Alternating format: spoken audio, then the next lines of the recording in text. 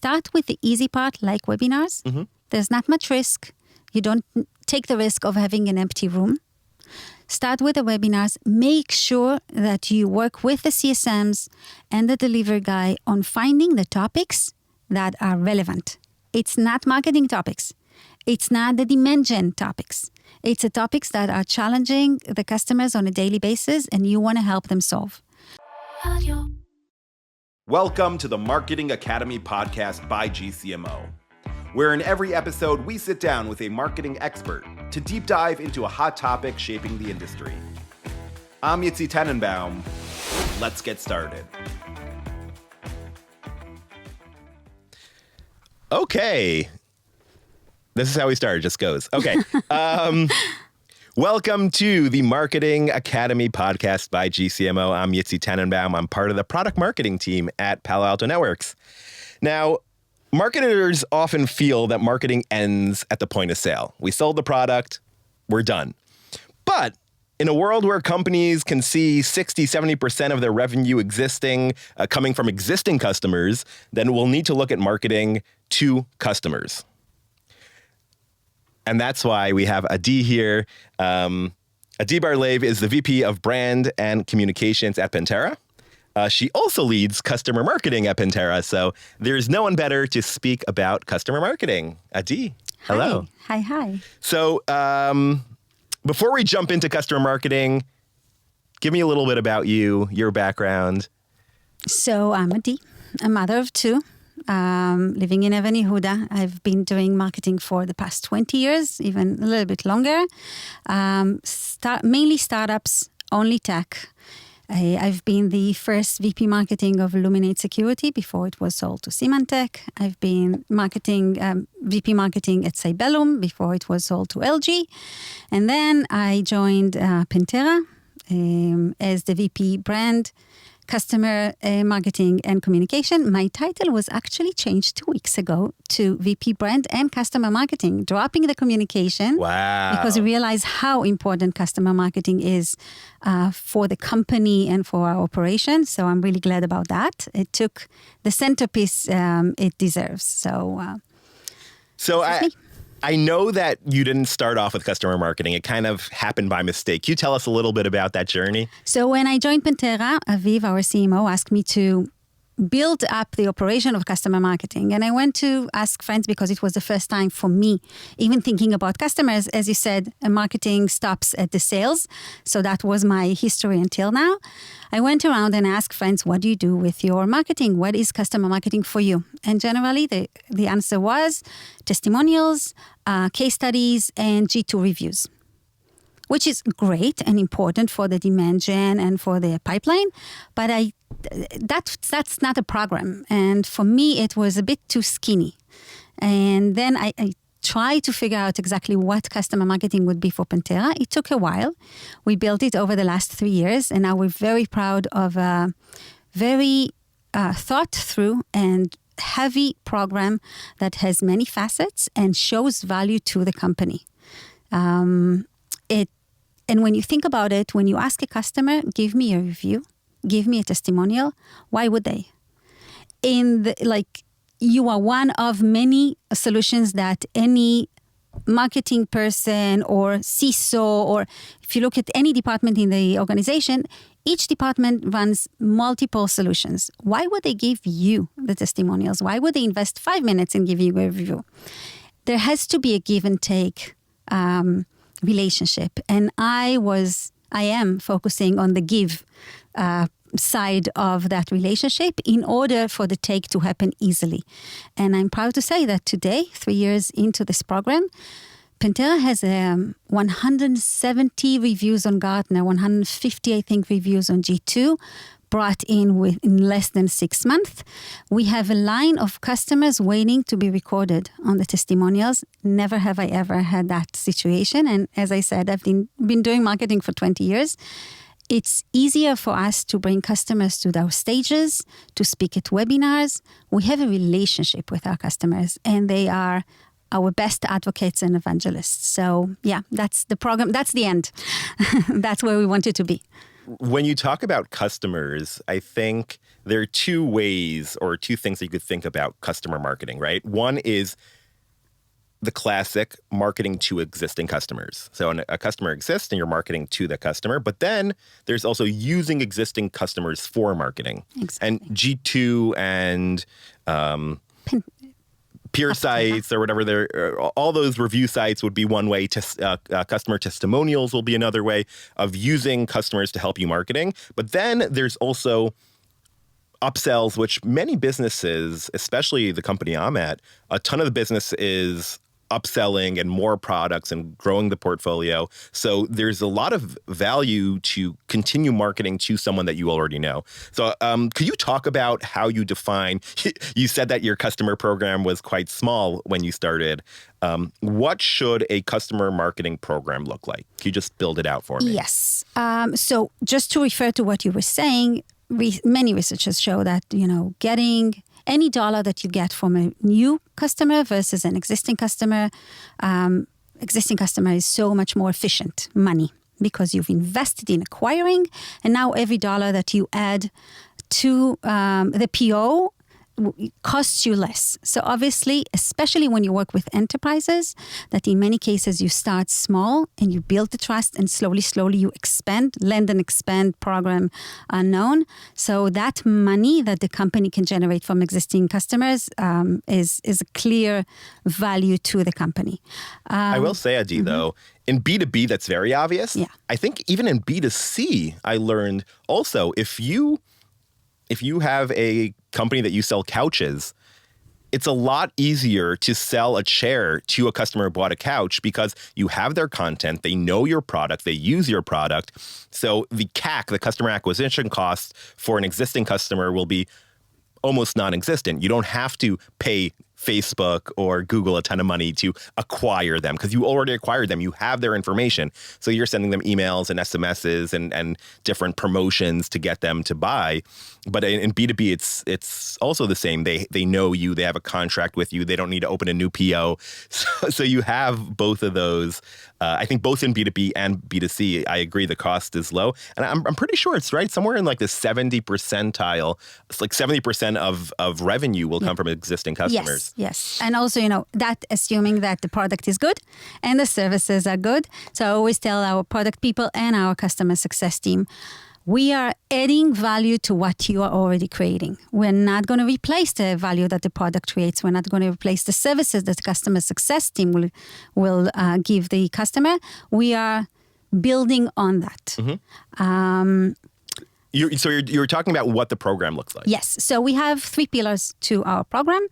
The first one is I would say the evangelism. Mm-hmm. So we are, let me take one step back. Everything is based on value. I'm trying to create value in every interaction we have with our customers.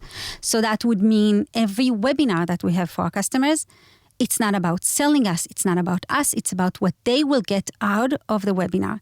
And we work tirelessly with all the teams in the company to make sure that we are not doing any marketing fluff, any sales fluff. It's all about value. They are customers already. They trust us. Now we want to try to help them to make their job better. It can be very closely tied to the product, but it can be also something that is more just how to make their job easier. So that would be webinars, how-to webinars, like how do you use Pentera better? How do you use other solutions better? But it can also be more high-level, what we call expert academy, about trends, about vulnerabilities, about specific challenges in the market. And do you only invite customers to those webinars? Only customers. And only customers have access to the recorded version of it. We make sure that no prospect comes in this case. And we open everything. Like it's the ins and outs of the product. Everything is visible there. It's very genuine and very honest. We have specific events for customers. Mm-hmm. So that would be intimate lunch or a dinner in a nice restaurant. And we will always show them our roadmap.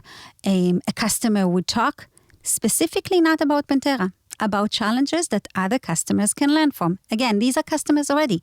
They are all using Pentera. We're trying to add value. The food will be good, the networking will be good, and we will be the platform for their community.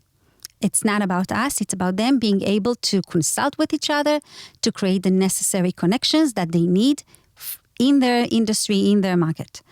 We will have bigger events. We have an annual event that is called PenteraCon, usually in Europe, 450 customers, 3 days.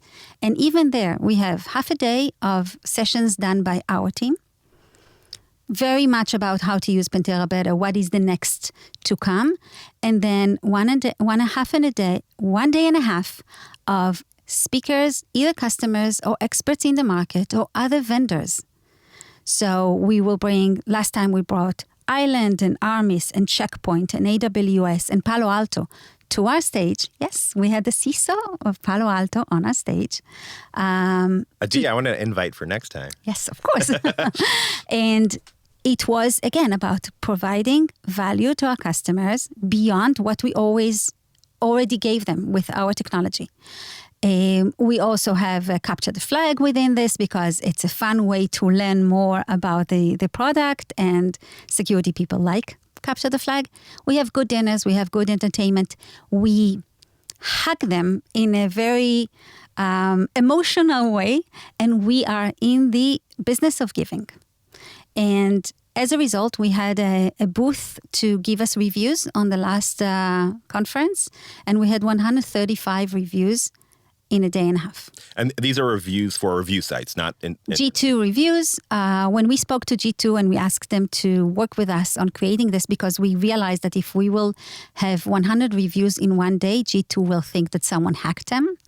So we let them know in advance, and they said, how many reviews do you expect to get? And we said 100. And they said, no way. Wow. No way. It's too high. If you will get 50, you should be happy. 135 reviews after they admitted that they were wrong. And we didn't force the customers to give it, but we gave them so much throughout these 2.5 days that they felt good about giving us the review at that moment.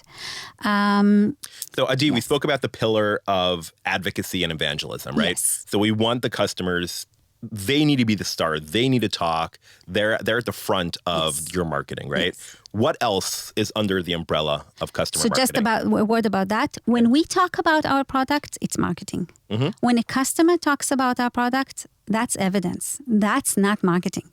When you hear from other marketing people about the way they use a solution, or you believe them. So we always ask our customers to talk their language, the way they view it, their challenges, and not the way we would talk about it. We actually take the time to listen to how they present us. In many cases, they do a better job than us because they use it and they see the value. So that would be the advocacy. I will say also, they can say things that we can't. And I think there's a story that I told on this podcast as well, is that we bought a customer, and he was not an easy customer to manage, but he spoke about the product and the features and the capabilities, but he ended saying that he had a family member who passed away this year, and it taught him the value of time, and using our product saved him time. What a connection. And like, if I would say that would come on, marketing again. But I teared up. People, like, he got very emotional about it. And that's gold that I don't think you and we would love to create. We can't. No. But a customer can. Yes. So I'm with you on that. I wouldn't even dream about this. This is a fantasy come true. Yes. I did try to. I'm like, this is great. I bought a camera crew. I'm like, let's record him. We weren't able to. The magic wasn't there anymore. And he wasn't willing to talk about it either because it was personal. But in that moment, in that room, it was magic. And you know this, some of the customers are very good at it, some less so. And you just have to... But also there, you have to work with them because you have to tell them this is your safe place. So in many cases, I would be the one interviewing them because we have that connection. And we will help them be better. Even when we bring customers to our stage, we will work with them on creating the best slides they can. Right. They will send us the raw material. Usually the slides will look awful. We will have our graphic designer work on that. And then they have a deck, and it's their deck. and they can go and use that deck in other opportunities. And it's their persona that we are helping to build. It's not about us. I had Disney present with me at one of my customer events, and I was so happy because I used all the Disney characters. And Disney Legal made me take all the Disney characters. I'm like, oh, come on. Where's all the fun? Exactly. So using customers, a big, really important way. We could use them in a lot of different ways. What else is under that umbrella of customer marketing? So we use our customers for feedback. Okay. And insights. That can be like the customer advisory board that, you have a strategic decision to make. You would bring your customers to talk to your chief product officer, the CTO, the CEO. Again, a very open forum. You use them as your judges. Are you making the right decisions or not? So in my opinion, the customer advisory board that I manage is in service of the CEO and the chief product officer. It's not my form. It's not for me to check anything with them. I do have relationship with customers. So in my room, there is a big board with around 50 pictures of the customers that have been on our stages, webinars, customers that have been working with us in the past with their picture, their headshot, and their titles, and what opportunities we worked with them already. And I know them because I see them every day. And everyone coming to my office see them on a daily basis. So when I finally meet them in person, I have this relationship with them that I can build on. And my boss makes fun of me that I have a few CISOs on a speed dial because their picture is hanged in my room and I have them on a speed dial. By the way, there's also something, I think every single customer I spoke to pitching the product, the number one question that comes up is who else implemented this and can we speak to them? Exactly. And that's also something really important, that you need to know that you're giving a phone number to someone who is good at. Reference calls are always, and referrals, yes. So our CSMs would manage that, and our sales will always have list of customers they can use per industry, per size, per region. And our customers, the happy customers, are willing to play along. The thing is that I learned over the 3 years that, my thought was when I ask a customer to do something for us, I will never ask them again because they've done it already. Right. What I learned is that the opposite is happening. Customers that have been working with us in the past will be more willing and cooperative in the future. Maybe it's something about the experience that they gone through. Maybe it's the way we treat them and we make sure that, white glove treatment is the basic standard, but they would be happy to work with us again. I am trying still to keep the balance of not using and abusing, but yes, they will work with us. So we have the reference calls, but insights. So if you know Pentera, in the marketing, we do some crazy campaigns, like we did a Super Bowl commercial. It's a big investment. It's a big project. With a goat. With a goat, yes. A man with a goat head. And it was scary. It was a risk. To minimize the risk, we had calls with different customers. We defined who is the ICP, who are we trying to target. Among our customers, we found these people. And we had one-on-one meetings with them, reading them through the script before we went into shooting. It was scripting yet. And we got the feedback. Is it funny? Is it not? How does the room of the CISO look like? What would the CISO wear to work? And we got the feedback and we were able to fine-tune and shape the script. So when we finally got to get out with the ad, we were pretty sure that it's going to work. And it did.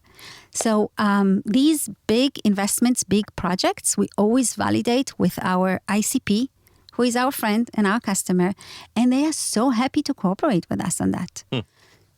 So you mentioned the white glove treatment, and I think I always debate how much am I supposed to maintain that? Like, what do you do to kind of keep that relationship alive, especially those top 3-5 top CISOs? What are you doing to keep them happy? Are you sending them gifts to the office? Are you inviting them places? Talk a little bit about how one should maintain a relationship. So I'm trying not to don't know how to say it in proper English, but take it too far. Whenever they work with us, we are making sure that we appreciate them. Mm-hmm. We thank them. We send them something nice to their home after when they come back, because they invested time in our event and their family should be receiving something nice. We fly them in. We pay for their hotel. We host them. When we don't assume that they know the city, we don't assume that they have something to do for the evening. We make sure that we host them properly. We organize one-on-one meetings with our chief product officer, with our product people, so they will learn what is coming and they will be able to give their feedback on what is coming. So we give them that we give them that close relationship back with our team. And again, value, no fluff. The bottle of wine and chocolates that we send to their family is one thing, but most of the time we're trying to give them value. In one of the first events I did for customers in Pentera, it was in London. We had 86 people in the room, full morning and lunch. And during lunch, I went table by table and I asked them, what was good? What was bad? What did you learn? How can we make it better? And for example, I made sure that on stage there was nothing about Pentera.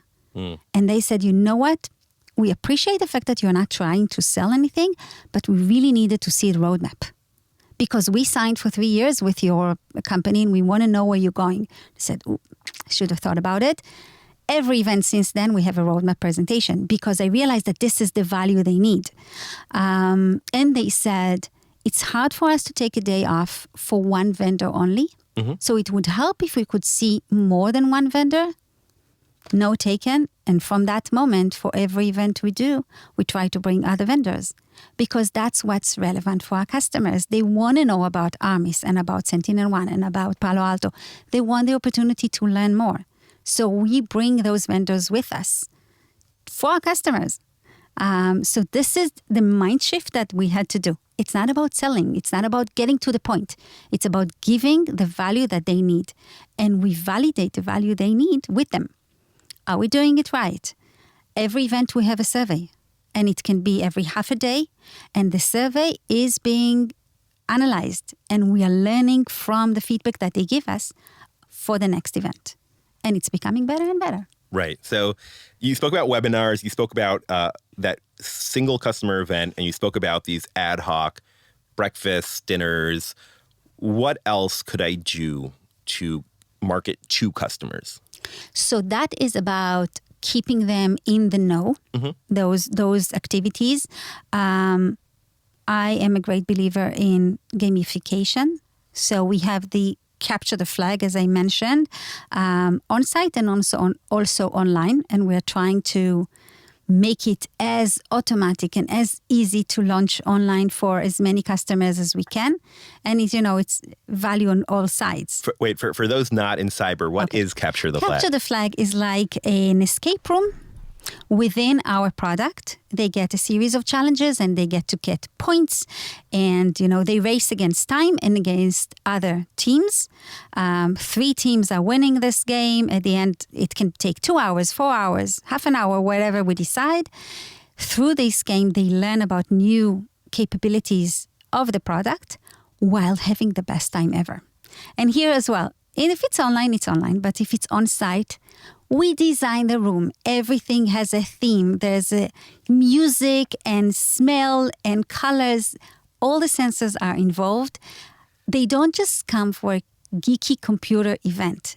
They come out of it, with bright eyes because they went through an experience. And that is something that they will remember and will tell at home. And we learn that we can expand within the customer organization by doing these events because we have 2 people that we are in touch with in each organization. We tell them, bring your teams. You need to have a group of 4 or a group of 5. Bring your teams. And they bring their teams, and now we have 5 or more.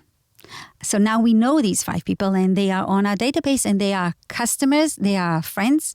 They've been through the experience.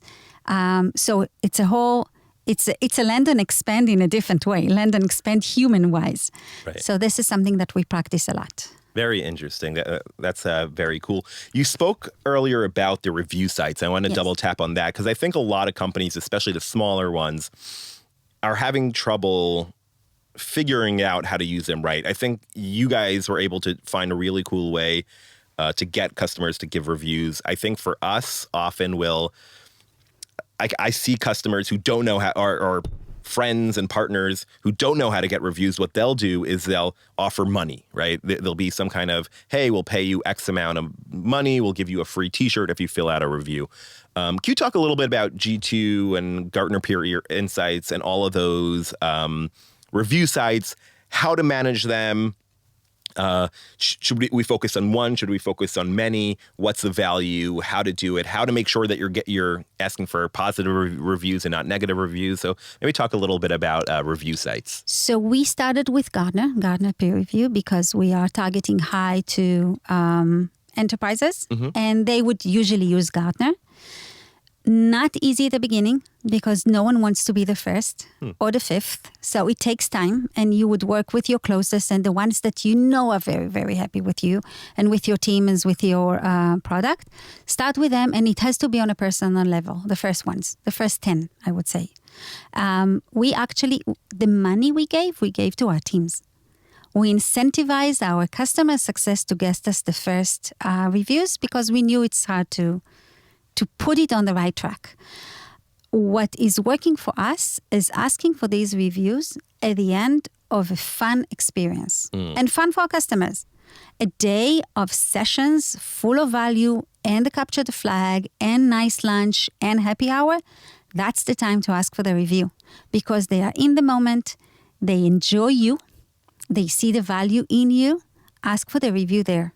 We do work with G2 and Gartner Peer Insight beforehand to make sure that the process would be easier. Sometimes we can skip a few steps. Sometimes we have an easier login for the customers because they do it from their phone. So you have them do it on the spot. It's not you ask and do it at home. On the spot. QR code, scan, give us the review now. And because they are excited about you. So their review would usually be good. But you have to, again, coordinate with the platform before in order for them not to think that they've been hacked. Right. Because they usually won't get 20, 30, 50 reviews in one day. It's not something that happens. Especially if you're doing it not in the US and it will be in different languages. People now use AI and those platforms block what they think is based on AI. They need to understand that it's a French person writing a review in French, translating with AI, and just accept it. I had Grammarly fix spelling somewhere, and also it identified it as AI, and I couldn't go back. I had to rewrite it. So we coordinated in advance and say, listen, it's an event done in Germany. Most of the people are not from the US. They would speak any language but English. Work with us here. and usually most of the reviews will be approved. So it's working for us well. But again, in the event, don't wait. It's not a follow-up action. It's on site in the event. And it's easy. While they're holding their glass of beer, it's easier for them to give the review. So what's your advice when it comes to bigger and broader testimonials? So a written testimonial or a video testimonial. I know there's some companies who will even work it into the contract. They'll say, hey, we'll give you a 5% discount, but we expect you to do a video testimonial. Can you talk a little bit about those? So I'm a strong believer in that. Okay. I've tried it mainly for startups because it's easier to go through this. It's not as easy to cash on that promise. Because, yes, they signed it up, but if they're not as happy or if you're not delivering how they expected, they will not give you the testimonial. Assuming everything is good, it's going to be easier for the CISO to give you the review if it's signed in the contract that went through legal. So it's smart to put it in the contract from the day one. What we do is we interview them once they agree. Once they agree to give us the review or the testimonial, we will interview them with the questions that we have in mind for the testimonial. We'll take notes, we'll prepare the notes for them, and we'll send it to them. And we said, we ask you A, these are the answers you gave us. Just remember to go through these bullet points when we come with a video crew to record you. Again, they feel that they've been taken care of. We did all the heavy lifting. They've sat with us for 45 minutes on a Zoom call and they told us what was on their mind. We then went and edited and organized the information and prepared it for them for the day of the shooting. The day of the shooting, they get the bullet points and they just talk through the bullet points, which is their ideas, their promise, their words, edited by us. So it makes it easier for them. And it's very much about feeling like I've been taken care of. I'm not in the spotlight without the preparation. This team has been working with me, preparing me for the day of. So that is working for us. And then we have all the information to turn this into a written case study as well, because you can ask them so much more than what goes into the minute and a half of a testimonial. So we use and reuse the information in so many ways. We actually do this with webinars as well. When we invite a customer to speak at a webinar, so again, we have the prep call with them, we collect information, and we use the webinar as the video testimonial with a lot of editing, but you have the person speaking about the way they use Pentera in a certain use case, and that would turn into a case study and a testimonial as well. And they've been on a webinar, and they've been watched by 200 people on a webinar, and we get to use the information. Right. And then it comes back to that point of trying to balance of how much you're using someone. But I think when it comes to a testimonial, you're using the same content in a lot of different ways. And it's funny, we do something very, very similar also. Starting with a Zoom call, getting those points that could then also be used for a written case study, then sending out a crew, and we do the surround shots to make it look really cool and awesome. B-roll, yeah. And look, those videos come out great, and that's something that me as a marketer, no matter who I'm putting on stage, if they're from my company, I can say the same things that my customers are saying. And I think every single one of us, we know of those few customers that are just in love with what we do because we improve their life so much. Bring them in, get them on camera. And I think we are in the probably hardest industry to bring a customer testimonial because people don't want to show what's under the hood in cybersecurity. But when I was outside of cybersecurity, I felt it's always difficult, but it was easier to find someone who's willing to talk about the solution. And by the way, to top that, when we send them the video testimonial, when it's ready, we also send them the social post of them putting it on their social post saying, this is what I say, this is what I have to share with the industry, with the community. We make sure that, again, it's not about us, it's about how you cope with the challenges that your peers are coping with and what can you share with them. Yes, you're using Pentera to cope with all the challenges, of course, but it's how you present it to your peers and to the industry of cyber defenders and how you bring value to that community. Social media is probably the gold standard for customer marketing. If you could get a customer to, out of the blue, write something on their own social media. And I think one of the great opportunities, for example, if I came to the Pentera event and I participated in the Capture the Flag. On stage, we said, right? But even not. I'm just a participant. I was just there and I participated in Capture the Flag and I won. So I want to talk about it on social media. Or, very rarely, but we will get a customer using our products that is just so happy and they're able to write about it. I think often customers will write negative things because it burns, or that's a lot easier for someone to do.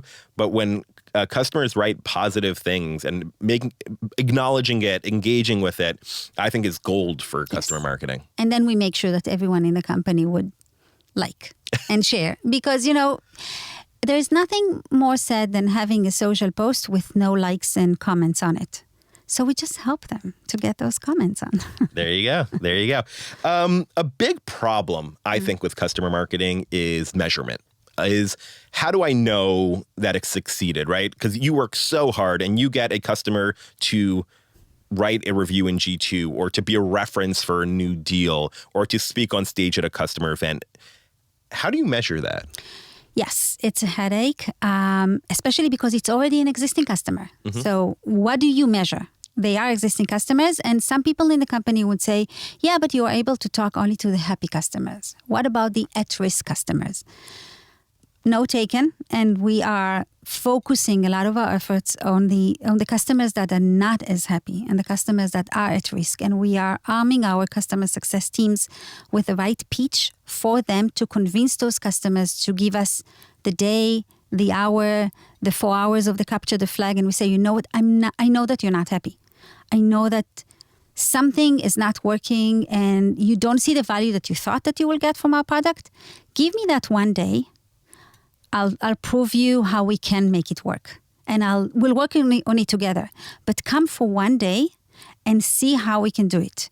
For a customer to come to an event with other 100 customers, that's an action of trust. And it's a reference call, all in the room. We actually bring prospects to these events as well, just, the very hot and advanced prospects, but also for the customers, and especially the ones that are not so sure about where to take it to the next stage. When they see other customers speaking so loudly and warmly about your product, it builds a trust and it opens them for the opportunities. And we actually had a few customers at risk that completely changed their mind and became advocates after events like that because they saw other customers. It wasn't us convincing them and asking them to do this and that. Other customers told them how they use the product and what value they get from it. And it was just, magic is done for you in that room. Interesting. Yes. One of the things that we do, we used to have one customer event in each region. And what we did recently that's been very effective was we broke it down into a lot of smaller events in each country. So we used to have a big event at the Fira in Barcelona, and now we have one in London and one in Paris and one in Prague and one in Copenhagen and Helsinki and every little city, because then you get customers. You could have sessions in the specific language, right? You could have an Italian session in Rome, and they get to meet their peers and speak in their own language, and it's a lot more intimate, so we get a lot more of that. So that's really interesting, and it's also interesting to think about not all customers are NPS 7 and above. Some of them are not. So having that right mix and having the happy customers influence the... Hopefully not the other way around, though. That's true, too. And also bringing prospects. That's also a move. The very hot, close-to-close leads, they're also important to bring. I think customer marketing is probably the field of marketing that engages with the most stakeholders, because you're working very closely with customer success. You're working very closely with sales. You want to talk about kind of how you manage that stakeholder ecosystem? Yes. So... different from the traditional marketing that works with leads. Marketing owns leads until we transfer them to sales. But until that moment, it's ours. Here, it's never ours. There are so many owners for every customer. So as you mentioned, customer success, sales, management, support, delivery, many, many stakeholders. It's a balance. We need to, first of all, in the company, we need to show exactly what is our value and how we empower all the other teams. What I say to my organization is that everything that everyone else is doing on a one-to-one basis, we are doing on a one-to-many. A customer success manager can talk to one customer. Delivery guy can work with one customer at a given moment. I take all that knowledge and bring it to all the customers at once. So it's a force multiplier. I'm not replacing you. I actually need you, delivery engineer, smart hacking guy, on stage to say exactly what you say to a single customer, to say to all the customers.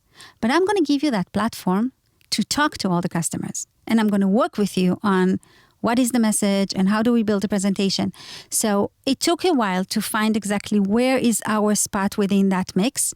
But once I realized that I'm the force multiplier, that my team is doing the one-to-many versus the one-to-one, it's easier to explain. And I think that now it's a given. I don't think that we can think about an operation without the customer marketing at this point. Wow. Because it's so inherent to the processes that we have. So the customer success team would have more opportunities to reach out to their customers saying, listen, we have a webinar in 2 weeks that I'm sure that you will be interested because it's a challenge of yours. And we have an event in 2 months coming to your city. We have these value propositions that otherwise customer success would not be able to offer to our customers, and sales would not be able to offer to our prospects. So we create the opportunities for them to give value to their customers. We're not replacing them, we're boosting them. It took a while, but I think that now we are working in unison, and it's a pleasure to see the machine is working. Because also customer success have a very unique relationship with customers, to the extent I've seen customer success managers be invited to customers' weddings. I did an event over COVID where we did virtual wine tasting, and we sent people wine.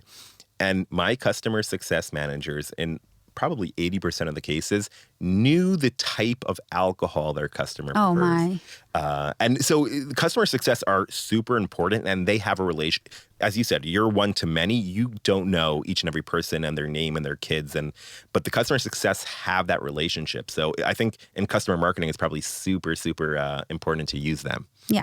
So we work together. Definitely. You were talking about measuring, and I don't think we fully got it. How do I measure success, and how do I communicate success? 2 different challenges, yes. So we measure every activity, per the activity. How many people registered for a webinar? How many people came? How many people stayed till the end? That is a measurement for us about the value and about the content. Was it good? Were we able to pull the right topic? So that is per activity. And we have the surveys at the end of activity to see what they think of us. It's great what we think about our activity, but what do the customers think? And we check renewal rate and expansion over time. So, and we can show that the renewal rates are much higher among the customers, the accounts that we were able to touch to communicate in any different activities, and the expansion is higher. So that ties immediately into the pipeline of the company, not the pipeline, the bottom line. And all the activities that we do, testimonials, reviews, how do the demand gen team is using them for pipeline, we also measure that. So we are trying, it's not always easy, but we're trying to align the testimonials that we are creating with the campaigns that demand gen is running. So again, they will come into that campaign, and that will just go into the void of the website. So we measure the deliverables that we create for demand, and we measure the effect on the bottom line for all the activities as a whole. If a customer account was in webinars, in events, in lunch or dinner, did they expand with us? Are they paying us more now versus what they would pay us without these events? The value is clear. We have EBCs, executive briefing centers, where we bring customers in and we'll talk to them, and we see a very clear uptake. And a customer who comes down and engages with us and comes to a lunch and comes to a full day, our customer events, we see if you came to a customer event or to an EBC, the chances that you will renew, the chances that you will expand grow probably close to 100%. Yeah, exactly. And someone could argue, is it chicken and egg, right? Are they coming to the event because, are they happy? So this is why they're coming. So that's what I said. We are putting a lot of effort in bringing in, first focusing on the customers at risk for any reason, making sure that they are coming. And the easy part of bringing the happy customers, I'm not deserting the happy customers, but we are helping the customer success team to bring the customers that are at risk, not forgetting about them and not deprioritizing them because it's harder. Right. So you guys built a crazy program, and it's interesting to see how quickly you were able to do it relatively. For a smaller company that doesn't really have a customer marketing function, what are the low-hanging fruits? What would you recommend to start? What would be a step one for a company that does very little or no customer marketing at all? Are we talking about a very small company that does have 5 customers, or a company that didn't start yet but can go into a full operation because they have enough customers? I think the second. So Okay. there are a few customers. It's just And correct me There if is I'm no wrong. program. And I think most companies, customer marketing wasn't a thing until very recently. You're right. So I would say start with the easy part, like webinars. There's not much risk. You don't take the risk of having an empty room. Start with the webinars. Make sure that you work with the CSMs and the delivery guy on finding the topics that are relevant. It's not marketing topics. It's not the demand gen topics. It's the topics that are challenging the customers on a daily basis and you want to help them solve. Create a series of webinars like that. Create the value that they will know that in your interactions with your company, they get something. And only then go into the physical event. I would also start with smaller local events rather than the big conferences. So lunch in Madrid, dinner in Paris. And again, work with your local team to understand what would work best. So for example, Parisian, like French people would prefer dinner. Spanish would prefer lunch, long lunch because they understand what networking is. German would want to have content, would want to have learning throughout the event. It's not about food. It's about what I'm learning. So again, work with your local team to understand what is the value proposition for each customer group and only then expand. And get the value, get the feedback. Always get the feedback from your customers. What are you doing right? What can you improve? It's for them. And when you ask them for that feedback and you make sure that they understand that this is done for them, they will give you the genuine feedback and you will be able to improve with that. I really like your advice about engaging with the field because sometimes the local marketers, the local reps, they know what the people want. They want a lunch and learn. They want a dinner. They want a this. And it doesn't have to cost a crazy amount of money. There is organization that has to go in, but your local team, they can be the ones delivering it. They can be the one bringing the customers. You just have to facilitate. But yeah, definitely the online stuff is usually easier, especially if you're a smaller company. A webinar dedicated to customers, emails. We haven't spoken about it, but emailing customers only with updates or fun information. I guess you could start small and grow. But also they work with your CSMs. Because marketing emails, if you're lucky, 25% will open. Customer success send emails to their customers, close to 100% will open. If there's something valuable there, make sure that they will send it. And then the customer will learn that customers coming from your organization, there's something good in it. Well, if you're not providing value, then please don't send the email. Exactly. Maybe let's start there. Sign up for a webinar is not value. Yes. Yeah. Attending a webinar, Exactly. Let's hope that it is value. It seems like you've built a really large, robust, full program. What's the dream, Adi? What is customer marketing in Pentera? Where else is there anywhere else you can go? Yes. More events. So Okay. I love the events because that's where I see all my customers coming together and they see each other. Right. So we had an annual bigger event. And as you mentioned, we went local. So now we have 4 local events, 2 in the US, 1 in Europe, 1 in Israel. I want to have these events in every location. That's a matter of budget, team, and also the ability to bring all the customers together. So that's my dream, like a Pentera Connect in every city. More reviews. But I think we're pretty much there. What we're doing now is we're writing a series of guides on different security challenges, and we're working with our customers to validate that. So, I can dream of this content generated by the customers, but maybe that's too much of a fantasy, asking someone to write your book or work with us to write this book and not just read it and validate it. That would be my next step. That would be very, very cool. Yes. Authored by. Exactly. And obviously we would do all the work. I'll interview you and I will do the writing, but it will be your knowledge. Yes, that's the dream. Okay. That sounds like a great dream. Adi, wow. You guys did a lot. I think probably most companies and people tuning in I think everyone is doing something that you mentioned, but I think very few of us are doing everything or doing everything as well as you guys are. I definitely had a few ideas that I take from this conversation. I hope that our listeners will as well. So I do want to thank my team because I'm not doing it on my own. Of course. So we have a customer marketing team. Wow. We have Shelly, who manages that. We have Noga, who's working with her. They are doing a brilliant job. That's awesome. So I need to thank my team as well who are here on the podcast. We have Rotem Simon, who is our producer, Nar Naftali, who is our awesome editor, and we have to thank him because then he'll make us look bad. We also need to thank Google for Startups, our home for this recording. If you have a startup and you're just starting out, you're looking for a place to be, Google for Startups, it can be a good thing for you. Using customers to both drive marketing, but also market to them and allow them to expand is something I think companies are learning how to do.